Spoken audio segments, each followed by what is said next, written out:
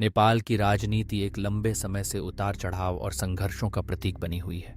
1990 में बहुदलीय लोकतंत्र की स्थापना के बाद से लगातार सत्ता परिवर्तन, गठबंधनों का टूटना और दलों के भीतर मतभेदों ने देश की स्थिरता को बार बार चुनौती दी है। 2008 में जब नेपाल ने राजतंत्र को समाप्त कर गणराज्य की घोषणा की तो उम्मीद जगी थी कि अब देश राजनीतिक स्थिरता की ओर बढ़ेगा।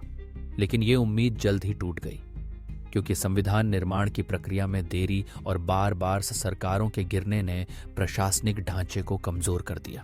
2020 और 2021 में कोरोना वायरस महामारी के दौरान नेपाल को दोहरी चुनौती का सामना करना पड़ा। स्वास्थ्य संकट और राजनीतिक अस्थिरता।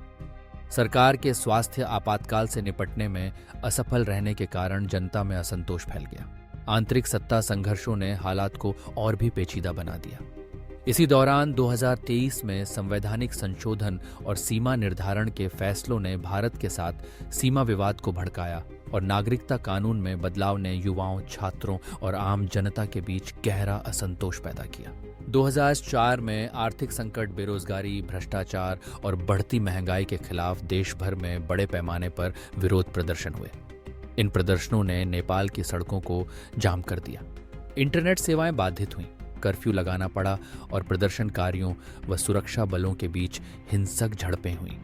प्रधानमंत्री पुष्प कमल दहल प्रचंड, पूर्व प्रधानमंत्री केपी शर्मा ओली और शेर बहादुर देउबा जैसे नेताओं पर सत्ता की राजनीति में उलझे रहने और जनता की जरूरतों की अनदेखी करने का आरोप लगा।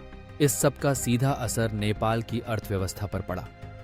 विदेशी निवेशकों का भरोसा कमजोर हुआ, बेरोजगारी बढ़ी, महंगाई ने आम जीवन को प्रभावित किया और पर्यटन क्षेत्र को भी नुकसान पहुंचा। युवाओं में निराशा इतनी बढ़ गई कि वे विदेश जाने की योजना बनाने लगे। 2025 तक नेपाल की राजनीतिक स्थिति में कोई ठोस सुधार नहीं दिखा है। सरकार और विपक्ष के बीच मतभेद बरकरार हैं, आर्थिक सुधार धीमे हैं और सामाजिक अस्थिरता भी बनी हुई है। यह स्पष्ट है कि जब राजनीतिक नेतृत्व जनता की आवाज को नजरअंदाज करता है और पारदर्शिता छोड़ देता है तो देश को गहरा संकट झेलना पड़ता है। नेपाल के नेताओं को अब समझना होगा कि जनता की भलाई, पारदर्शिता और संवाद ही स्थिरता की कुंजी है। क्या नेपाल इस संकट से बाहर निकल पाएगा? इसका जवाब तो भविष्य ही देगा।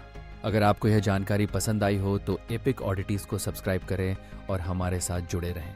धन्यवाद।